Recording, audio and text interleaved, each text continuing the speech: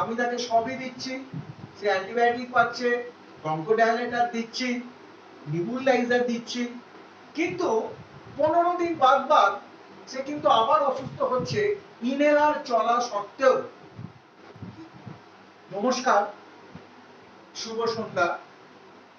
আজকে আমাদের আলোচনার বিষয়বস্তু হোক অ্যালার্জিক ব্রঙ্কাইটিস বা হুইজিং ব্রঙ্কাইটিস। আমি সাধারণত বলবো যে একটা বাচ্চা জন্মের পর থেকে 5 থেকে 6 বছর পর্যন্ত যে বাচ্চাগুলো আছে তাদের নিয়েই আমাদের আলোচনাটা আজকে থাকবে। কি হয়, একটা বাচ্চার প্রথমে দেখা গেল অল্প হাঁচি এবং সর্দি, তার সঙ্গে অল্প গা বাড়ল, টেম্পারেচারটা বাড়লো, সর্দির প্রকোপটা বাড়লো, 1 থেকে 2 দিনের মধ্যে দেখা গেল সর্দিটা বসে গেল, একটু খুকখুকে কাশি আরম্ভ হলো, তারপরেই চেস্টে স্প্যাজম এসে গেল, ঘরে আওয়াজ, বাচ্চা ঘুমোতে পারছে না, কাঁদছে। সবসময় মনে রাখতে হবে এই হুইজিং ব্রঙ্কাইটিস বা অ্যালার্জিক ব্রঙ্কাইটিস, এই রোগটা ঠিক টাইমে কিন্তু প্রপার ট্রিটমেন্ট দিতে হবে। ঠিক টাইমে যদি প্রপার ট্রিটমেন্ট না দেওয়া হয়, এতে কিন্তু অনেক বাচ্চা মারা যেতে পারে। এই ট্রিটমেন্টটা আমি দেখেছি যদি একটা জয়েন্ট অ্যাডভেঞ্চার বা এখন তো যেটা এখন প্রায় একটা কথা শুনি পিপিপি মডেল, এই টাইপের যদি অ্যালোপ্যাথিক এবং হোমিওপ্যাথিক ডাক্তাররা দুজনে মিলিতভাবে এই ট্রিটমেন্টটা যদি করতেন তাহলে কিন্তু অত্যন্ত ভালো হতো। আমি আপনাদের একটার পর একটা বোঝাচ্ছি। ধরুন যদি একটা বাচ্চা অ্যাকিউট কেস নিয়ে আসে, আমি সবাইকে বলি তোমরা অ্যালোপ্যাথিক ডাক্তার নিশ্চয়ই দেখাবে, এছাড়া বাচ্চাটার কিছু করার নেই। অ্যান্টিবায়োটিক, ব্রঙ্কোডাইলেটর, ইনহেলার এবং তার সঙ্গে এখন চলে এসছে সাপোর্টিং অক্সিজেন, এই সমস্ত জিনিসগুলো তার কিন্তু প্রচন্ডভাবে দরকার। এইগুলো না দিলে বাচ্চাটা কিন্তু ঠিক হবে না। এবার ধরুন একজন অ্যালোপ্যাথিক ডাক্তার বাবু, তিনি বলছেন যে আমি আমার বাচ্চাকে তো সব করলাম, একজন চাইল্ড স্পেশালিস্ট ডাক্তার বাবু তার বাচ্চা নিয়ে আমাকে বলছেন যে আমি তাকে সবই দিচ্ছি, সে অ্যান্টিবায়োটিক পাচ্ছে, ব্রঙ্কোডাইলেটর দিচ্ছি, নিবুলাইজার দিচ্ছি, কিন্তু 15 দিন বাদ সে কিন্তু আবার অসুস্থ হচ্ছে ইনহেলার চলা সত্ত্বেও। কি করা যাবে? বাচ্চাটা কি হচ্ছে? খিটখিটে হয়ে যাচ্ছে, ওয়েট লস হচ্ছে, সবাই কিন্তু পাজল। আমি দেখলাম যে এই আমাদের দুজনের মধ্যে মিলিত ট্রিটমেন্ট করা কিন্তু খুব মুশকিল। এটা আমার একা পক্ষে তো করা সম্ভব নয়, এটা একটা সিস্টেম।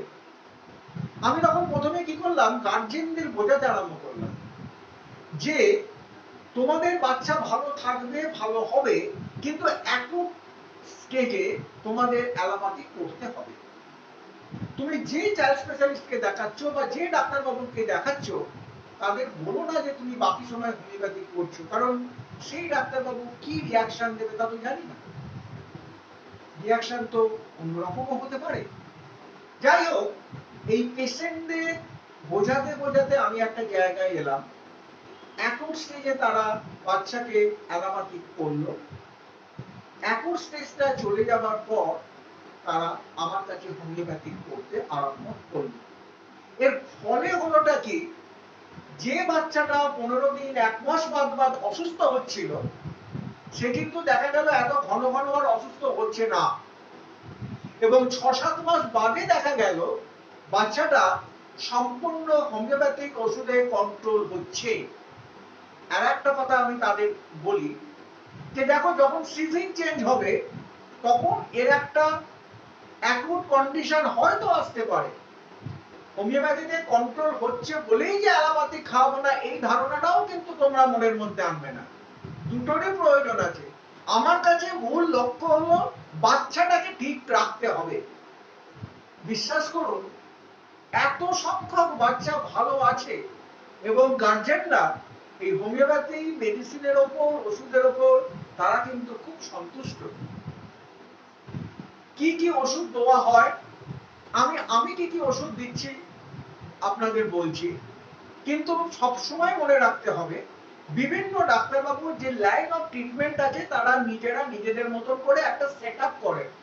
প্রত্যেকটা সেট আপই কিন্তু ঠিক, যে যার মতন করে সেটাই কিন্তু ঠিক। আমি সাধারণত বাচ্চাগুলোকে কি দিই, রাস্টফ 30 দিই, বেলেডোনা দিই, গ্রিন্ডেলিয়া আর 6 বা 30 আমার কাছে একটা খুব ফলদায়ক ওষুধ, কুপটাম বেড দিই, ক্যালিবাইক্রোম দিই, মেফাইটিস দিই, ইপিকাল দিই, রিউমেক্স আছে, এমনি অ্যান্টিপ্রাট 30 আছে, এই ওষুধগুলো আমি দিই। এছাড়া সুইজারল্যান্ডের একটা কোম্পানি আছে বায়োফোর্স, তার একটা ব্লুম 2 বলে একটা ওষুধ আছে, এটা আমি খুব দিই, এটা খুব আমার কাছে এফেক্টিভ বলে মনে হয়েছে। বর্তমানে বয়রন দুটো ওষুধ এনেছে, সেগুলোও কিন্তু খুব ভালো। একটা এনেছে histaminum 30, it's a anti allergic drug, ভালো কাজ করছে। আর একটা এনেছে কোরালিয়াম রুবনাম 30, কাশিতে বিশেষ করে স্প্যাজমোডিক ড্রাই কাফ ভালো কাজ করছে। তা এই সমস্ত ওষুধগুলো দেওয়া হয়, তার সঙ্গে বাচ্চাকে কিছু নিয়ম মেনে চলতে বলা হয়, কিছু খাবার তাদের একটা তালিকা দেওয়া হয়, এবং বাচ্চাকে সবসময় বলা হয় তোমার বাচ্চা যেন ওয়েট বেশি গেইন না করে, খুব বেশি বাচ্চাকে খাইও না, একদম বাচ্চা এমন খাবারে হাঁসফাঁস করছে, খুব বেশি স্পাইসি ফুড খাওয়াবে না। এই জিনিসগুলো যদি মেনে চলা হয় তাহলে কিন্তু বাচ্চারা এই অবস্থায় খুব ভালো থাকে। অন্তত আমি স্যাটিসফাইড, আমার রোগীরাও স্যাটিসফাইড।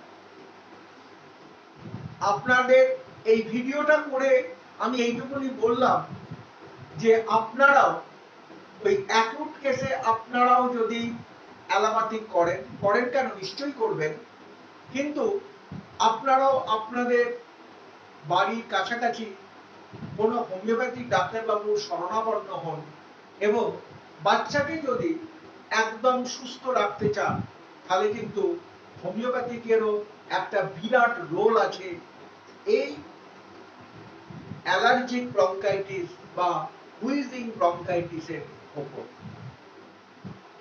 আপনারা আপনাদের বাচ্চাদের, প্রত্যেকটা বাচ্চাদের একটু খেলার সুযোগ দিন, তাদের একটু দৌড়ঝাঁপ করতে দিন, তাদের একটু চেস্ট এক্সারসাইজ করতে দিন, শুধু একটা ঘরের মধ্যে কিন্তু আবদ্ধ করে রাখবেন না। এই একটা মিলিত জিনিস, সমস্ত জিনিস, পরিবেশ, ওষুধ এবং খাদ্য তালিকা, এই তিনটে যদি খুব ভালোভাবে মেনটেন করা হয়, একটা বাচ্চা কিন্তু ভালো হয়ে যাবে, সুন্দর হয়ে যাবে, তার কিন্তু এই সমস্যাটা থাকবে না। এইটাই আমার বলার কথা। বাকিটা আপনারা যেটা ভালো বুঝবেন সেটাই করবেন।